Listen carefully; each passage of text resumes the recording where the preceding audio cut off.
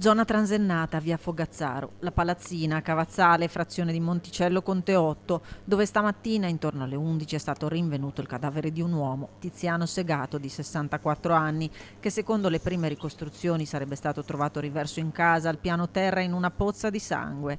A dare l'allarme e indicare l'abitazione ai carabinieri sarebbe stato un uomo che ora sarà sentito dagli investigatori. Nell'abitazione, oltre al personale sanitario, hanno lavorato carabinieri, gli uomini della scientifica, gli investigatori della squadra mobile, affiancati dal pubblico ministero Blattner, per far luce sull'accaduto, dai contorni ancora tutti da chiarire, per cui non è esclusa nessuna ipotesi, compresa quella dell'omicidio. Rilievi sono stati eseguiti anche nella piazza adiacente alla ricerca di informazioni che possano essere utili a ricostruire la vicenda.